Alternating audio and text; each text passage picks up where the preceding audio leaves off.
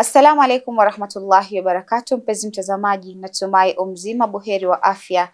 Jina langu ni Haifa Muhammad na karibu katika kipindi kipendacho Pewa Asubuhi ndani ya kitengo Ijue Dini Yako. Alhamdulillah, tupo naye si mwingine bali ni Sheikh wetu Sheikh Hussein, na katika mada yetu ya leo, mpenzi mtazamaji, tunaenda kuangazia jambo muhimu ama kitu ambacho ni muhimu sana hasa kwa wafuasi wa Ahlul Bait, na nitasema kwa Waislamu wote kwa sababu pia kule kwa upande mwingine vipo kwa vitabu vyao konradhi, lakini sio kama wanaitilia vile manani. Insha Allah, mada yetu inahusiana na Eidul Ghadir. Tunataka kufahamu nini haswa Eidul Ghadir, kwa nini Ahlul Bait wanasherehekea Eidul Ghadir na ilitokea vipi na lini, na insha Allah mpenzi mtazamaji, tukirudi kwake Sheikh tutaweza kufahamu mengi na mengi zaidi. Assalamu alaikum warahmatullahi wabarakatuh. Wa alaikum assalam wa rahmatullahi wa barakatuh. Karibu sana Sheikh. Tunashukuru sana. Alhamdulillah, ni furaha tena kukuona ndani ya studio zetu. Sisi pia tumefurahi sana. Alhamdulillah. Naam. Bismillahir Rahmanir Rahim. A'udhu billahi minash shaitanir rajim.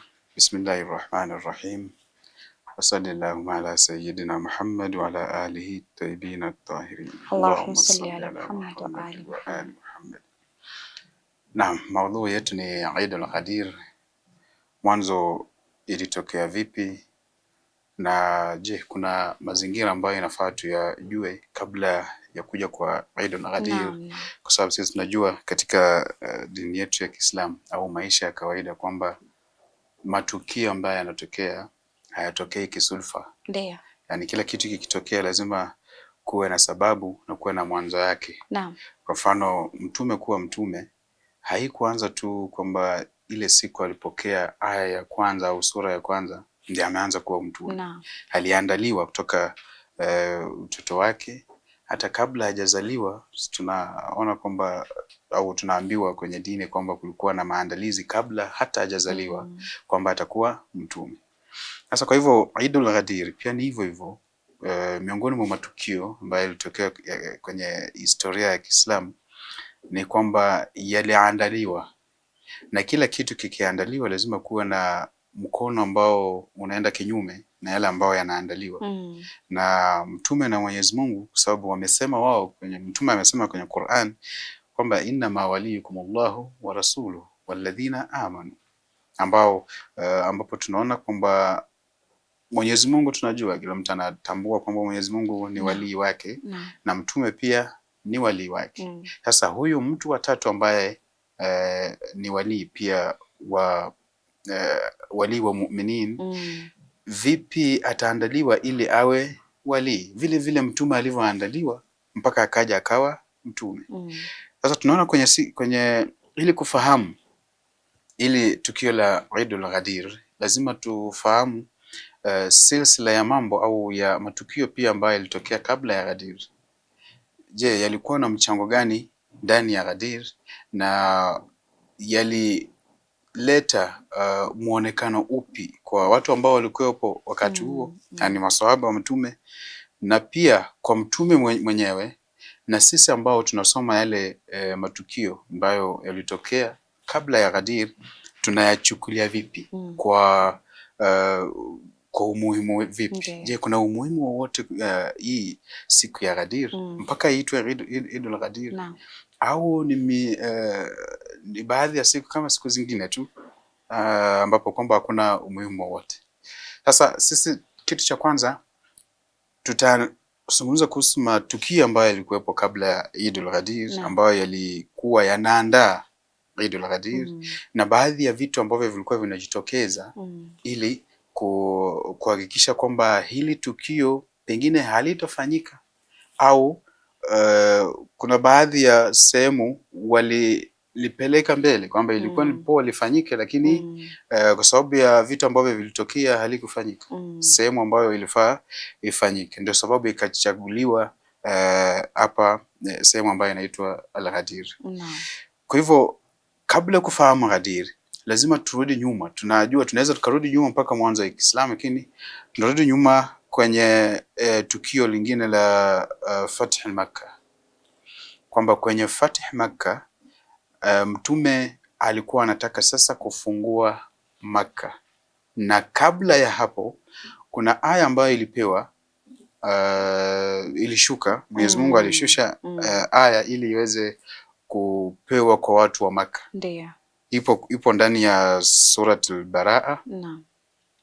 Au Suratul Baraa, ambayo ilikuwa inafaa mtu aende atoe tabligh kuhusu hii aya kwa watu wa Maka. Ndio. Ili ikija mwaka ujao ambao ulikuwa ni mwaka wa kuhiji, wao wamejua kwamba tunahiji vipi na vitu gani tunafanya. Je, hao watu wa Maka ambao wapo wanafaa kuhiji ama hawafai?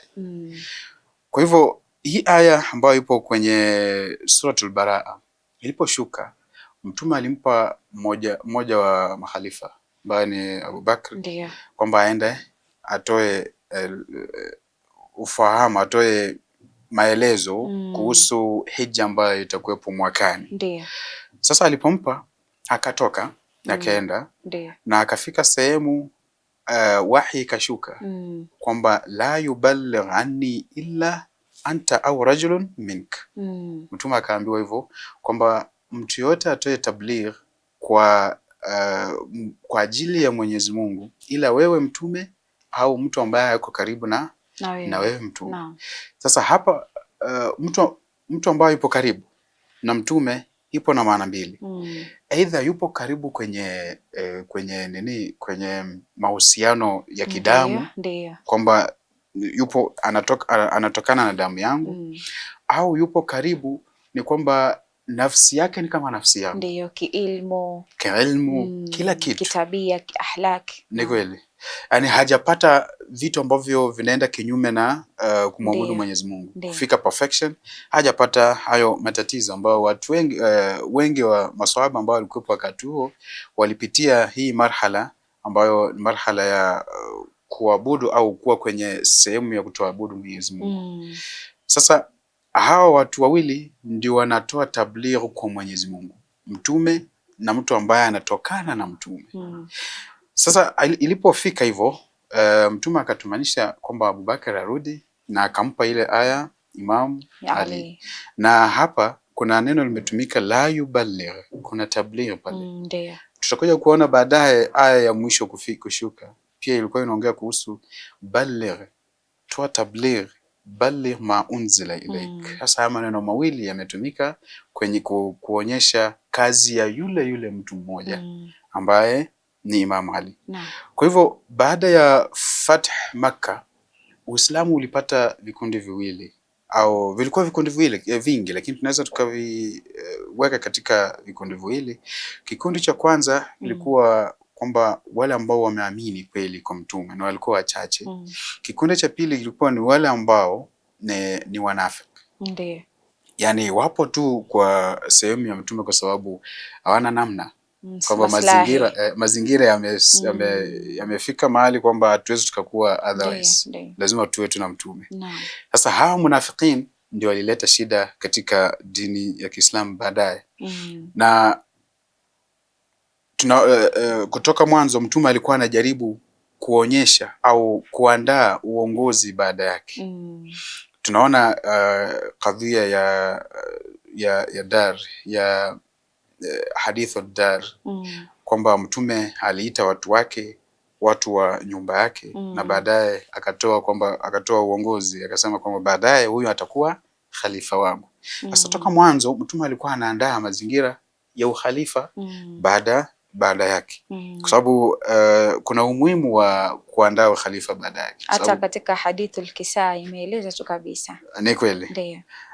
Kwa hivyo umuhimu wake ni kwamba, miongoni mwa umuhimu wake ni kwamba ili dini iendelee, ili practically yale mafundisho ambayo mtume amekuja nayo yaendelee, lazima kuwe na mtu ambaye anaweza endeleza, ambaye anatokana na mtume na anafanana na mtume, ambayo ni Imam Ali. Na lingine ukiangalia pia inakupa tu uhalisia ya kwamba hadithi ya ana Madinatul ilmu Ali babuha itakuonyesha nani ilikuwa. Ukitaka kupata ilmu kiasi cha kwamba unajua kabisa ukitaka kumfikia mtume Ali ndo mlango wake. Bimaana kuna kitu ukihisi labda hakiko sawa sawa, hata wenyewe maswahaba walikuwa wakienda kumconsult nani? Imam Ali. Kuna clip moja tuliona ya shekha mmoja wa Kisunni Kwa upande mwingine akisema ndiyo Imam Ali alikuwa bora kushinda hao maswahaba wengine. Lakini sasa utakuta hakuna ile wanakuambia ndio alikuwa bora kushinda hao wengine, lakini haimaanishi yeye ndo alikuwa kwe khalifa. Wameka hivyo. Sasa wewe kwa mtu mwenye anatumia akili ataangalia kivipi huyu mtu kabisa ana character za kiongozi, ana kila kitu cha uongozi, alafu yeye asikuwe khalifa. Hiyo haliingi akilini. Mpaka mtu akawa anaandika yani huyu alikuwa bora. Huyu ndo alikuwa watu wakienda kutaka mawaidha kutoka kwake. Kana kitu kama kieleweki wanarudi kwake. Lakini iweje mseme kwamba haezi kuwa kiongozi? Hai make sense. Ni kweli. Na ukisoma matukio ambayo yalitokea kinyume chake ni kama haingii akilini. Lakini ukifuata tu vile inafaa, vile mtume alikuwa ameandaa, kila kitu kina make sense. Sasa hao munafikin na munafikin walipatikana katika vikundi vyote, miongoni mwa muhajirin wa ansar ambao walikuwa Madina pia. Lakini munafikin walileta tabu sana kwenye dini ya Kiislamu, kwamba hawajakuja kwa ajili ya kusilimu. Wamejisilimisha kwa mtume kwamba mazingira yamebidi. Sasa walipokuwa Waislamu walianza kutengeneza khutwa kwamba sisi ndiyo tumekuwa Waislamu, lakini malengo yetu ni ule uongozi. Na ilionekana kwenye kifo cha mtume, baada ya kufa mtume na kwenye kifo cha mtume vile mambo yalikuwa. Na pia baada kwenye vita vya Karbala, Yazid aliposema kwamba Banu Quraish au Quraish wamecheza na mulk, wamecheza na power. Sasa hii power sasa sisi tumeipata tayari. Nakupa picha watu walikuwa watu aina gani? Kwa hivyo hawa watu walikuwa malengo yao ni kufika kwenye uongozi. Sasa walianza kuweka khutwa walipoingia tu baada ya Fath Makkah kwamba watafanyaje. Na miongoni mwa khutwa ambazo waliweka, miongoni mwa vitu ambavyo malengo ambayo walikuwa nayo kwenye akili zao, ukisoma historia ni kwamba mwanzo wamalizane na mtume. Yani kama inawezekana wamuue mtume. Baada ya kumuua mtume, kwa sababu wanajua kwamba mtume anataka kuweka uongozi katika kizazi chake. Baada ya kumuua mtume waje wa deal na kizazi cha mtume pia wamalizane nacho. Ukiangalia kabisa walifanya wanachotaka, kwa sababu katika kila kizazi cha mtume ima waliuliwa na sumu, kuuliwa na upanga, yani upanga lazima wao wameuawa. Lazima wameuawa.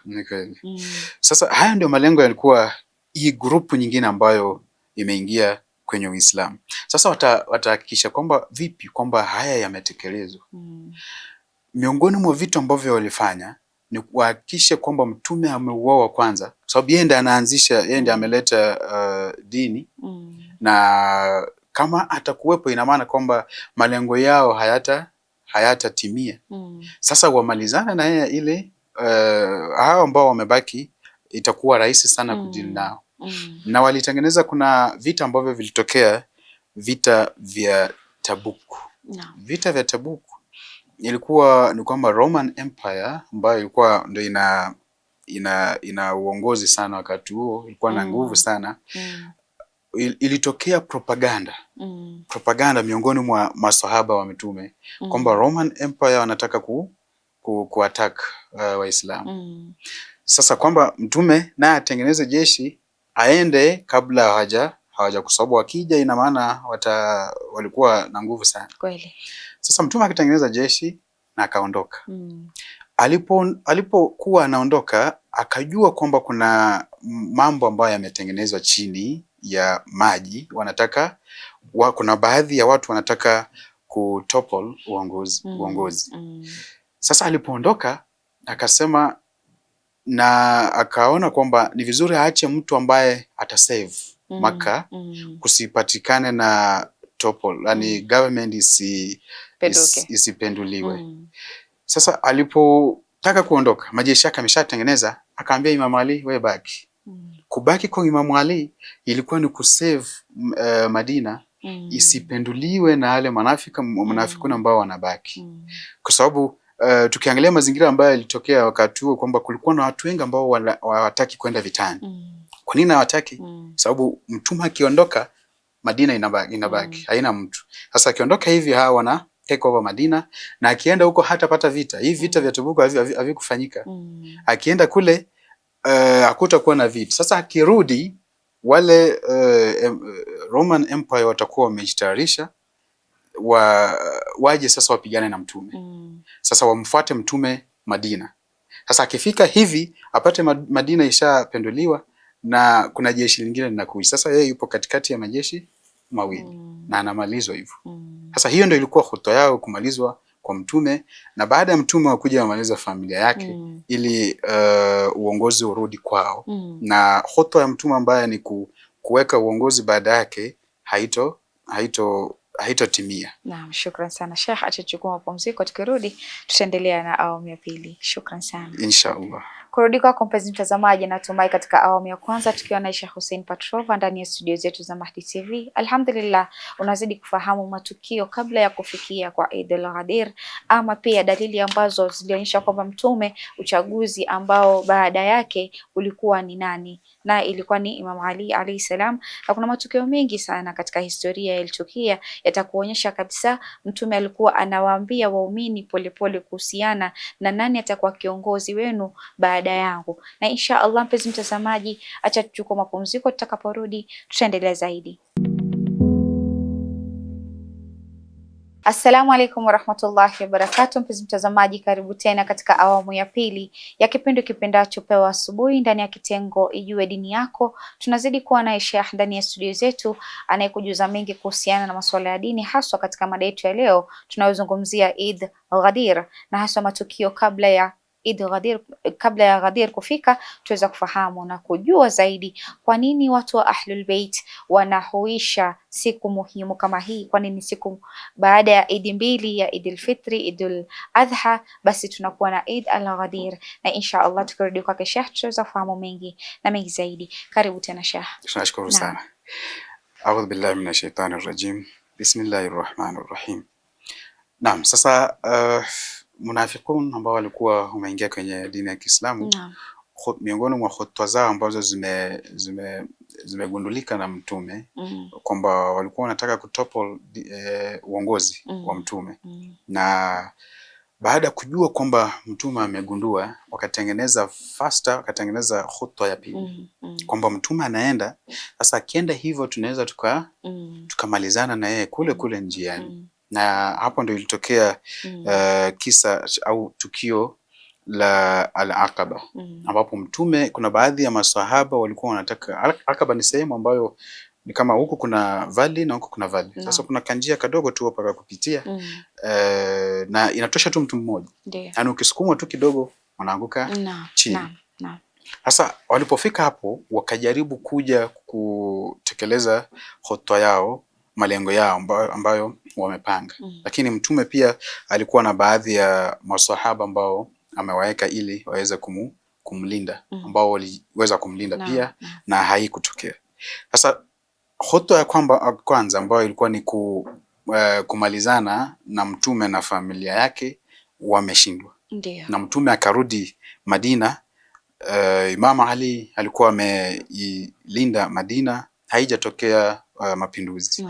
Sasa wakakuja khutwa ya pili ambayo ilikuwa ni kukataza, kwa sababu walijua kwamba vitu ambavyo mtume amefanya baadaye atakuja kutoa direction openly kwamba Imam Ali ndio imam, yeye ndio leader baada yake. Na walikuwa wanajua kwenye hiyo Eid, kwenye hiyo haji ambayo inaenda kuwepo mwakani, hapo ndio atatoa hiyo kauli kwamba Imam Ali ndio kiongozi baada yake. Sasa wakakuja na another khutwa ya pili ambayo ilikuwa ni kukataza kuwekwa au kutansiba Ali kama imam baada ya mtume. Watafanya vipi? Kitu cha kwanza walianza kufanya watu au kuelekeza watu kwamba mtume anaweza akakosea. Kwa hivyo kuna baadhi ya mambo akutu direct tufanye, sio lazima tufanye. Miongoni mwa vitu ambavyo wanatengeneza pia, wakatengeneza pia hali kwamba Imam Ali kuna baadhi ya vitu hajafanya vizuri. Sasa si mzuri awe kiongozi. Na tunajua kwamba kabla ya Eid al-Ghadir, kabla ya Hija, Imam Ali alitumwa Yemen ili kwenda kufanya tabligh kule. Sasa wakatengeneza kule mazingira kwamba kuna watu wanaenda kinyume na Imam Ali. Kuna watu wanashuku na directions za Imam Ali. Sasa wakaanza kujenga nafsia kwa watu kwamba no, Imam Ali si kiongozi mzuri. Sasa hata akiwekwa, wanajua kitu ambacho wanafanya. Hata akiwekwa watatumia hivi kama vigezo kwamba Imam Ali hawezi kuwa kiongozi mzuri. Hivi washaweka nafsi za watu, wanajua kwamba mtume baadhi ya mambo hatuwezi tukafuata. Na tukaweza tukakataa, akatuamrisha na tukakataa.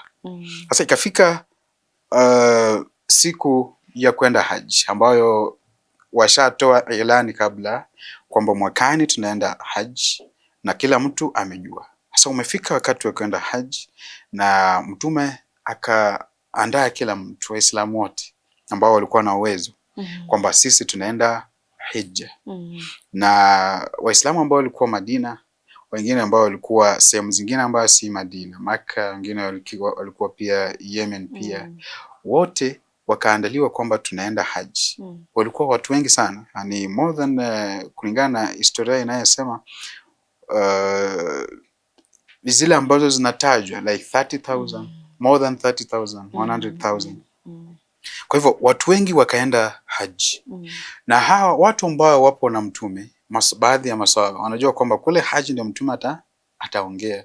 Na tukifika Arafa lazima mtume atatoa speech, na hapo ndio atatoa speech kwamba Imam Ali ndio kiongozi baada yake. Walikuwa wanajua. Ndio. Sasa ilipofika huko, walipofika wakafanya haji yao, wakamaliza, wakaenda Arafa. Walipokuwa Arafa, mtume akasimama ili kuongea na Waislamu, kutoa khutba, na kuna khutba ya mtume kule Arafa. Alipotoa hiyo khutba, ndio pale hadithu thaqalain ilitoka. Ile alisema inni tarikum fikum athqalain ma in tamassaktum bihima lan tadhillu ba'di abada. Yani mimi nimewachieni vizito viwili, kama mtashikamana na hivyo vizito hamtapotea baada yangu. Na akavitaja hivyo vizito ni nini? Kitabu Allahi, kitabu cha Mwenyezi Mungu, wa itrati ahlal bait. Na hii hadithi inapatikana kwenye sehemu zote ambayo inasema itrati ahlal bait.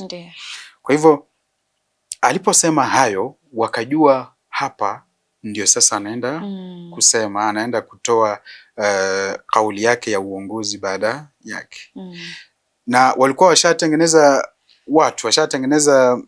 rai ama, yani general idea kwenye watu kwamba mtume sometimes anaweza akafanya makosa. Sasa si lazima tufuate maneno yake yote. Sasa hapo wakafanya watu wakaanza kupiga kelele. Watu hawamsikii mtume, watu hawasikii yale maneno ambayo mtume anasema. Hata mtume akitoa sauti yake na watu wanapiga kelele, haizi ikafika kule mwisho. Sasa mtume alipoona hiyo, akaona hatamalizia hotuba yake kwa kufanya Imam Ali awe imam baada yake. Lakini alifikia tu pale kwamba nimewaachieni vizito viwili. Sasa hapo khutwa yao ni kama iliweza kufanya mtume azitangaze yale ambayo anataka kutangaza. Ndio maana wengi mpaka wa leo ule upande mwingine wako kusema kwamba ile ilimaanisha tu kuangalia familia ya mtume. Kando na hapo, ukiwauliza muliwaangalia vipi nyumba ya mtume, hawana majibu. Ni kweli. Kwa maana sawa, hiyo imetokea kama ndivyo mnavyofikiria. Lakini mliangalia vipi nyumba ya mtume? Hata kama ni kuangalia, basi muangalieni vizuri. Lakini hakuna walioiangalia vizuri. Historia yenyewe inasema nyumba ya mtume imedhulumiwa kiasi kikubwa. Inasema kinyume. Sasa wakaleta dhoja, wakaleta kelele, na mtume hakuweza kutangaza Arafa kwamba Ali ndio kiongozi baada yako. Sasa wakajua kwamba imebaki sehemu moja tu ambayo mtume anaweza tangaza. Hiyo sehemu ni wapi? Madina. Tukirudi Madina, huko ndio mtume atatangaza. Sasa wakaanza kutengeneza mazingira kule Madina, tukirudi tutafanya nini? Ndio kila kitu kilikuwa kishatengenezwa. Na ndio sababu kwa waliporudi Madina, alipoitisha kitabu wakakataa kumpa. Lakini Mwenyezi Mungu na mtume wanajua haya yote. Wanajua kwamba hawa watu hivi ndio wamepanga. Ndiyo. Sasa wakawapata offside. Wakabidi kwamba sisi tunarudi Madina. Tukifika sehemu fulani lazima mtume atoe hotuba yake. Ndiyo. Na aweze kumweka Imamu Ali kama kiongozi. Ndiyo. Na walipofika Ghadir Hum, ndio aya ikamfikia mtume, ikamshukia mtume. Balligh ma unzila ilaika min rabbik. Na tulisema pale mwanzo ayat ile sura ambayo ilitolewa, la yuballigh anni illa anta au rajulun mink. Huyo rajulun mink nani? Imamu Ali ambaye alitumwa na hiyo aya aende kutoa tabligh ya haji. Sasa baada ya kutoka kwenye haji, aya imeshuka pia ya balligh ma unzila ilaika. Sasa unaballigh kuhusu nini? Kitu gani ambayo unatoa kama tabligh? Na miongoni mwa vitu vingi ambavyo mtume amebaligh, anafaa abaligh ashamalizana nazo. Sasa kitu gani hiki kimeshuka kipya ambacho mtume inafaa atoe kama tabligh kipya? Sasa hapo ndipo kuwa na question mark. Wao wanasema kwamba ilikuwa ni kutoa tu direction kwamba muwe karibu na familia, mpende familia yangu. Lakini kuna more than that. Sasa iliposhuka walikuwa wanakaribia kufika Ghadir Hum, hiyo sehemu. Walipofika, ni kwa sababu ni kama junction hivi, akaita kila mtu arudi, watu warudi. Ilikuwa wakati kama wa dhuhuri, yani jua linawaka sana. Na waliporudi akatengeneza sehemu na akatoa hotuba ndefu kueleza mambo mengi ambayo inafaa wajue baada ya Ghadir kuhusu Uislamu. Na hiyo hotuba tukiangalia katika vitabu vya wenzetu, huwezi ukapata hotuba full. Unapata tu sehemu. Vipande. Hata mtume alisema man kuntu maulahu fahadha ali maula. Huwezi ukaanza tu hotuba kwamba man kuntu maulahu. Lazima iko na nyuma, huko nyuma kulikuwa kunasema nini? Ni kweli. Ndio. Sasa haya mambo ndio wanajaribu kuondoa. Ndio. Wakiondoa hivi, sasa wanondoa connection ya hii hotuba ambayo inaonyesha kwamba haimaanishi kwamba mapenzi tu. Ndiyo. Haimaanishi kwamba kuwa tu pamoja na nyumba ya mtume. Bali ukiweka pamoja inakupatia maana kwamba baada yangu kiongozi ni Imam Ali. Lakini wakikatakata hivi ndio wanaweza kuja na hivi. Ndio ile unasikia Kasumba kila siku kwamba ile kusema man kuntu maula fa hadha Ali maula, utakuta wanasema kwamba mtume alimaanisha ni rafiki tu. Ni kweli. Ani kule kukata ndio kulifanya wakaanza kusema ni rafiki. Wakaanza kusema tu ni rafiki tu, ilimaanisha ni rafiki. Lakini ukiangalia urafiki huo waliofanya kwa Imam Ali, bali si bado hawakuwa nao. Wajua unaandika kitu lakini unafanya kinyume na kile ambacho kilikuwa pia kimetolewa. Sasa aya ikatoka na mtume akasimamisha watu kwamba hapa ndio tunataka kutoa uongozi. Yani ilimaanisha kwamba hapa ndio tunataka kutoa uongozi. Yale ambao hatukuweza kuongea kule, hapa ndio tunaongea. Kwa nini? Kwa sababu kule walifanya kelele. Hapa hata wakifanya kelele hawataweza. Kwa sababu mazingira hayakubali. Kwa sababu ukisoma historia wanaambia kwamba kuna echo. Ukiongea pale kuna echo. Sasa mtu ambaye hata yuko mbali ukiongea atasikia. Ndiyo. Sasa kama wangeleta shida ya kupiga kelele pale, bado echo ingesaidia maongezi ya mtume na kila mtu asikie. Mashaallah. Sasa hiyo ni ya kwanza. Ya pili ni kwamba hawakuwa wanajua kwamba mtume atasimama hapa na atoe uongozi. Kwa sababu walikuwa wanapiga mahesabu walifanya kushtukia ya Madina. Sasa aliwapata offside na ikatekelezwa. Na ndio sababu kwenye aya baadaye Mwenyezi Mungu anasema wallahu ya'asimuka minan nas. Yani Mwenyezi Mungu atakuprotect kutokana na watu. Hawataleta athari yoyote kwa lile ambalo unaenda kutoa tabligh kuhusu. Tukiona kwenye Arafa walikuwa na athari kwamba walikataza kama walikataza mtume asitoe maelekezo, asitoe yale ambayo anataka kuyaongea, lakini hapa hawataweza kwa sababu Mwenyezi Mungu, huu ni mpango full wa Mwenyezi Mungu. Hiyo sehemu kuchagua, Ghadir Hum kuchaguliwa, ilikuwa ni kuchaguliwa kwa Mwenyezi Mungu, ambaye yeye ndiye amechagua hii sehemu kwa sababu ya mazingira ambayo yako hapo. Sasa alipo maliza kuongea, miongoni mwa vitu ambavyo tukisoma kwenye hiyo aya wallahu ya'asimuka minan nas, pia anasema al-yawma, inaanza kwamba al-yawma ya'isa alladhina kafaru, yani leo watu ambao wamekufuru wame give up.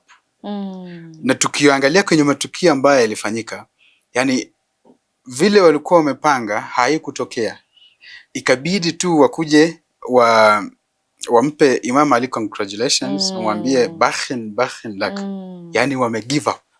Yani inafika mahali mpaka adui wake anakuja kufanya nini, kupa hongera kwamba umechaguliwa na wewe ndio kiongozi wa Waislamu.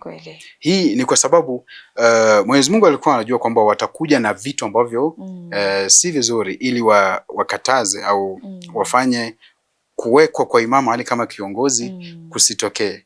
Lakini Mwenyezi Mungu ashapanga vitu vyote, haitatokea hivyo. Kwa hivyo walladhina kafaru yaisu, hawatafikia malengo ambayo walikuwa wanataka. Sasa kuwekwa Imam Ali kama kiongozi, ni kiongozi wa Waislamu kwenye hizi nini zote za Uislamu, hizi pillars zote za Uislamu. Baada ya mtume kuweka taasisi ya pillars zote za Uislamu, zikiwemo swala, zikiwemo pillars za kiakida kwa kuamini Mwenyezi Mungu, kuamini mtume zote, yani kila kitu cha Uislamu kisha pewa bayana. Kimebaki kitu kimoja ambacho kitakuwa ni uongozi, kushikilia haya ambayo mtume ameyaleta, kuyaendeleza mpaka siku ya Kiyama. Nani atafanya hiyo?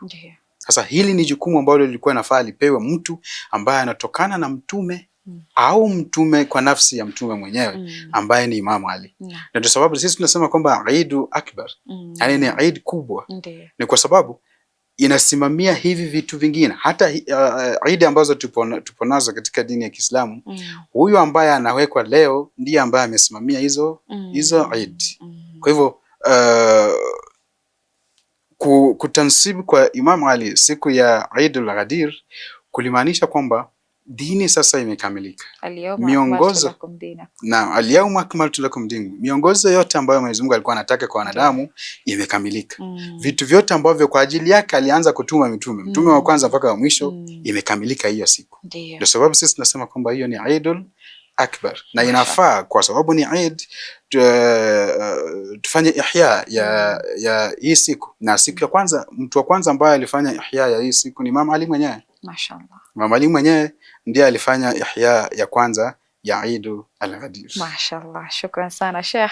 Acha tuachie hapa kwa leo, inshallah naamini ni mwendelezo, tutaendeleza kuweza kufahamu zaidi kuhusiana na Eid al-Ghadir. Ni Eid yenye furaha, Eid yenye kuonyesha kiongozi wako alikuwa nani. Shukran sana. Nashukuru pia. Kurudi kwako mpenzi mtazamaji, natumai katika awamu ya pili alhamdulillah tumekamilisha awamu hii ya part ya mada hii, lakini ni mada ambayo tutaendelea inshallah katika episode inayofuata ili kuweza kufahamu mengi kuhusiana na swala zima la Eid al-Ghadir na jinsi gani tumemfahamu kiongozi wetu mpendwa wetu Imam Ali alayhi salam baada ya Mtume Muhammad sallallahu alaihi wasallam. Ni vyema zaidi kuweza kufahamu uongozi wa Imam Ali hadi uongozi wa Ahlul Bait ambao walifuatia, kwa sababu tukiangalia pia katika vitabu vya upande mwingine, Mtume mwenyewe alisema baada yangu kutakuwa na viongozi 12, makhalifa 12. Sasa hao makhalifa nadhani sisi Ahlul Bait tumekamilisha. Upande mwingine anapenda sana kuregesha mpira na kuwauliza makhalifa hao 12 mnaowafuata nyinyi wako sehemu gani? Insha Allah mpenzi mtazamaji, kufikia hapo sina mingi ya kusema isipokuwa ni kukwambia maasalam.